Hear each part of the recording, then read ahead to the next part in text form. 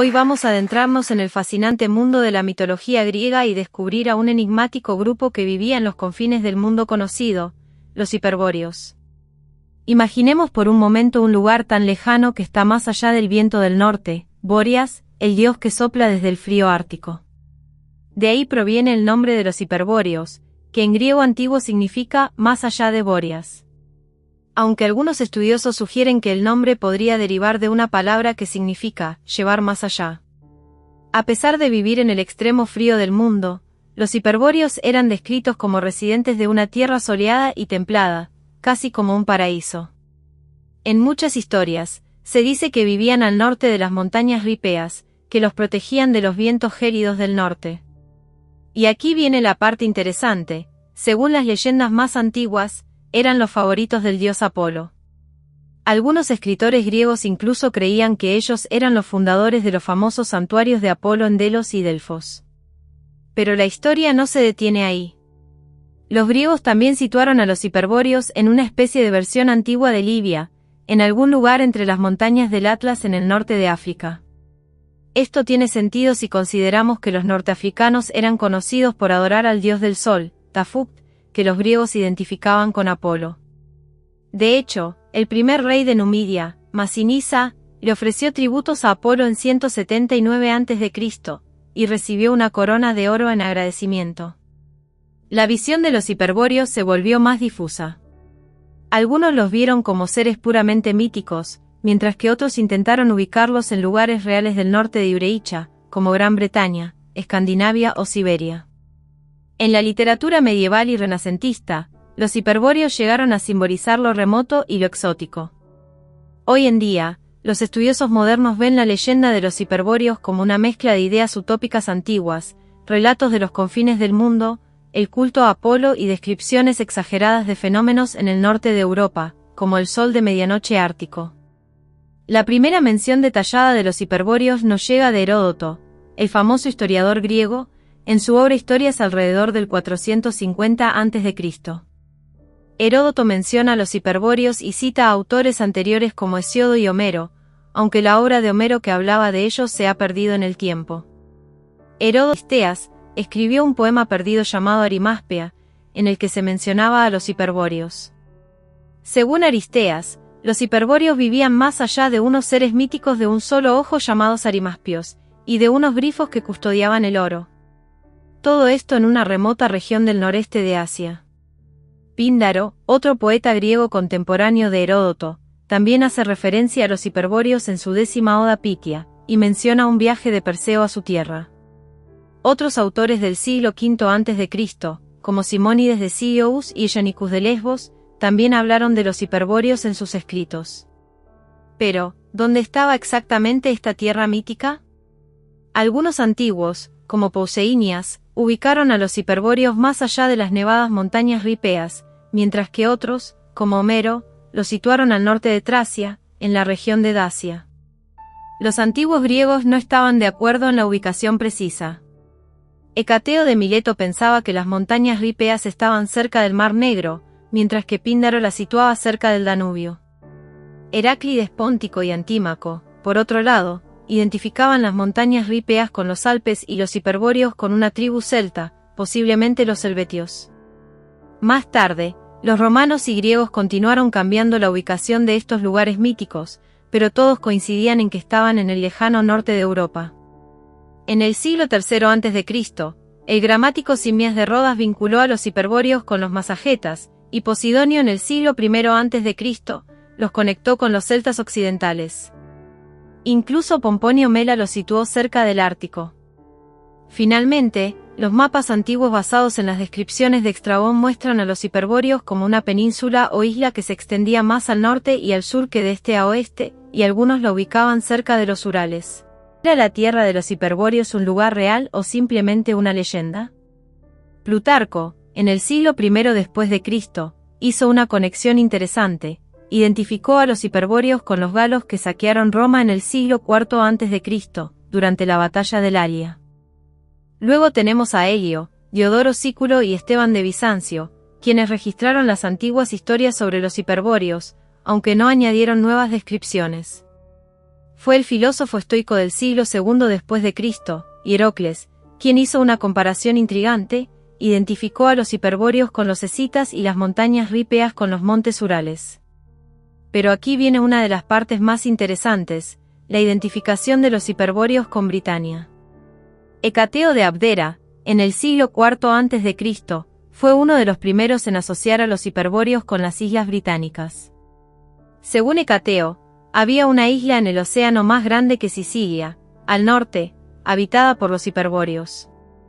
Esta isla era fértil y tenía un clima templado. Hecateo también mencionó un santuario magnífico dedicado a Apolo en esta isla, con un templo esférico adornado con muchas ofrendas. Algunos estudiosos han sugerido que este templo podría ser Stonehenge. Pero no todos estaban de acuerdo. Diodoro Sículo no identificó a Britania con los hiperbóreos, y su descripción de Britania no menciona el templo esférico. Pseudo-Simnos, alrededor del 90 a.C., escribió que Bóreas residía en el extremo del territorio galo y había erigido un pilar en su nombre en la orilla del mar. Algunos interpretan esto como una referencia al norte de Francia, sugiriendo que los hiperbóreos podrían estar en las islas británicas, justo al otro lado del Canal de la Mancha. Ptolomeo y Marciano de Heraclea ubicaron a los hiperbóreos en el Mar del Norte, llamándolo el Océano Hiperbóreo. Y en 1726, Ion Touland identificó específicamente la tierra de los hiperbóreos con la isla de Lewis en Escocia, y el templo esférico con las piedras de Calanisi. Los hiperbóreos, junto con Suri, eran parte de esos territorios desconocidos para los griegos y romanos. Figuras legendarias como Plinio, Píndaro, Heródoto, Virgilio y Cicerón nos cuentan que en esta tierra mítica la gente vivía hasta 1000 años y disfrutaba de una felicidad completa. Hecateo de Abdera, en el siglo IV a.C., recopiló todas las historias sobre los hiperbóreos en un tratado extenso, que lamentablemente se ha perdido. Según la leyenda, el sol solo salía y se ponía una vez al año en Hiperbórea, situándola en o cerca del círculo polar ártico. El escritor griego Teopompo, en su obra Filípicas, relató una historia inusual en la que una gran raza de soldados de otra isla planeaba conquistar Hiperbórea. Abandonaron el plan al darse cuenta de que los hiperbóreos eran demasiado fuertes y bendecidos para ser vencidos. Una historia que algunos creen que podría ser sátira o comedia. Esta leyenda fue preservada por Aelio en su varia historia. Píndaro incluso llevó a Perseo a encontrarse con Medusa en Hiperbórea, un cambio del lugar tradicional en Libia, lo que descontentó a algunos de sus editores alejandrinos. Apolonio de Rodas mencionó que los argonautas vieron Hiperbórea cuando navegaron por el Erídano. Entre los 12 olímpicos, Apolo era el único dios venerado por los hiperbóreos, y se creía que pasaba sus inviernos con ellos. Según Heródoto, los hiperbóreos enviaban ofrendas a Escitia empaquetadas con paja, que eran pasadas de tribu en tribu hasta llegar al templo de Apolo en Delos. Esto se hacía porque las primeras ofrendas fueron llevadas por 2 doncellas, Hiperoche y Laodice, acompañadas por 5 hombres, pero ninguno regresó. Para evitar esto, los hiperbóreos empezaron a enviar las ofrendas a sus fronteras y pedían a sus vecinos que las llevaran al siguiente país, hasta que finalmente llegaban a Delos. Heródoto cuenta que otras 2 doncellas vírgenes, Arge y Opis, habían llegado de Hiperbórea a Delos como tributo a la diosa Ilitia para facilitar el parto, acompañadas por los propios dioses. Las doncellas recibieron honores en Delos, donde las mujeres recogieron regalos de ellas y les cantaron himnos. Según la leyenda griega, los Boreadas, descendientes del dios Bóreas, el viento del norte, y la ninfa de la nieve Quione, fundaron la primera monarquía teocrática en Hiperbórea. Los Boreadas eran descritos como gigantes, de aproximadamente 3 metros de altura, y eran los primeros sacerdotes de Apolo. Diodoro Sículo también confirma que estos reyes y supervisores del santuario eran conocidos como Boreadas, y el sucesión del poder se mantenía dentro de su familia. Aelio Herodiano, un gramático del siglo III, mencionó que los míticos arimaspios tenían una apariencia física similar a la de los hiperbóreos. Esteban de Bizancio en el siglo VI repitió esta idea. El poeta Callímaco describió a los arimaspios con cabello rubio, lo que sugiere que los hiperbóreos también podrían haber tenido características similares, aunque esto es debatido. Interesantemente, 6 autores griegos clásicos identificaron a los hiperbóreos con los celtas del norte, Antímaco de Colofón, Protarchus, Heráclides Póntico, Hecateo de Abdera, Apolonio de Rodas y Posidonio de Apamea. La conexión se basaba en parte en la percepción de los griegos sobre los pueblos no griegos y los mitos de la Edad de Oro, especialmente en el contexto de la colonización griega y el comercio. La fama de los celtas por sus festines y su amor por el oro puede haber reforzado esta asociación. Heródoto, el célebre historiador griego, situó a los hiperbóreos más allá de los masagetas y los icedones, dos pueblos de Asia Central. Esto ha llevado a algunos estudiosos a sugerir que podrían haber vivido en Siberia. De hecho, el héroe griego Heracles buscó en Hiperbórea la cierva con astas doradas de Artemisa, un animal que solo existe en el Ártico y Subártico. Siguiendo las investigaciones de J. de P. Bolton, que localiza a los icedones en las laderas suroeste de las montañas Altai, Karl Perak propone que Hiperbórea se encontraba al norte del paso Zungar, en el Xinjiang chino. Ahora, vamos a una curiosa teoría sobre el origen del nombre hiperbóreo. Abraham Davidson sugirió que los antiguos griegos, al recibir ámbar de regiones frías, notaron insectos atrapados en él, que realmente provenían de épocas más cálidas en el pasado. Sin conocer la explicación científica moderna, los griegos imaginaron que el ámbar provenía de una tierra cálida más allá del frío del norte, gobernada por Bóreas, el viento del norte. Así, pensaron que si uno viajaba más allá de Bóreas, encontraría una tierra cálida y soleada. Durante el siglo XVII, los europeos del norte, especialmente en Suecia, se identificaron con los hiperbóreos, debido a las largas y luminosas noches de verano en Escandinavia, donde el sol nunca se oculta. Incluso hubo quienes declararon que la península escandinava era la perdida Atlántida y la tierra hiperbórea.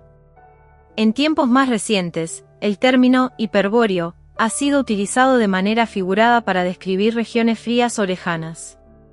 Por ejemplo, el Hyperborean Roman Company fue un grupo de eruditos europeos que estudiaban ruinas clásicas en Roma, y el escritor Washington Irving usó el término para referirse a las regiones árticas en su descripción de la expedición Astor en el Pacífico Noroeste. Hasta Friedrich Nietzsche usó el término de manera metafórica en su obra El Anticristo, refiriéndose a sus lectores como hiperbóreos, para expresar una conexión con lo remoto y lo extraordinario. Miremos el uno al otro a la cara. Somos hiperbóreos. Más allá del norte, más allá del hielo, más allá de la muerte en nuestra vida, nuestra felicidad. En 1963, el investigador John G. Bennett publicó un trabajo titulado El origen hiperbóreo de la cultura indoeuropea, en el que afirmaba que la patria de los indoeuropeos estaba en el lejano norte, que él identificaba con la Hiperbórea de la antigüedad clásica. Bennett se basaba en ideas anteriores de Valgangadhar Tilack y el etnólogo austrohúngaro Karl Penka, quienes también habían propuesto una conexión entre la región ártica y los orígenes de los pueblos indoeuropeos. Influenciados por Tilack, los indólogos soviéticos Natalia R. Guseva y S.V. Sarnikova argumentaron que el hogar ancestral de los pueblos indo-aryan y eslavos estaba en el Ártico de los Urales. Sus teorías fueron muy populares entre los nacionalistas rusos. En el ámbito del pensamiento esotérico moderno, figuras como H. P. Blavatsky, René Guénon y Julius Evola también exploraron la idea de que los hiperbóreos tenían un origen polar y divino. Blavatsky describía a los hiperbóreos como una raza primordial, casi etérea, que se reproducía de manera misteriosa. Algunos críticos sostienen que esta visión contradictoria podría desafiar otros principios teosóficos que ven la evolución como un proceso continuo, sin regresiones. En el extremo opuesto, algunas ideologías radicales han tomado a los hiperbóreos como símbolo. El filósofo y teórico político ruso Alexander Dugin ha utilizado la leyenda de Hiperbórea para promover su visión de un imperio ruso que abarcaría desde Vladivostok hasta Dublín, considerando a Rusia como la reencarnación moderna de los antiguos hiperbóreos. Dugin ha publicado sobre esta teoría en su obra La teoría hiperbórea. En las últimas décadas, el concepto de Hiperbórea ha sido distorsionado en el ámbito del nazismo esotérico y el supremacismo blanco. En 2021, se reportó que en vídeos de TikTok y otros sitios, se hace referencia a una Hiperbórea fantástica y ariana, habitada por personas blancas con cabello rubio y ojos azules, como parte de la propaganda extremista. Si te ha gustado el contenido y deseas contribuir al crecimiento continuo de este canal, te invito a considerar la posibilidad de suscribirte a mi canal de YouTube. Puedes hacerte miembro por menos de 3 euros al mes. En el apartado de tienda, podrás acceder al merchandising de Estudio Alejandría. No solo estarás apoyando mi creatividad y esfuerzo, con tus compras, sino que también tendrás acceso exclusivo a contenido más detallado y enriquecedor. Como suscriptor, formarás parte de una comunidad comprometida con el desarrollo y la exploración de nuevos temas. Tu apoyo es fundamental para seguir creando contenido. Únete a la comunidad y sé parte de esta emocionante aventura. Y hasta aquí llegamos con este emocionante contenido. Si te ha gustado y quieres seguir explorando temas fascinantes como este, no olvides suscribirte al canal y activar la campanita para recibir notificaciones de nuestros nuevos vídeos.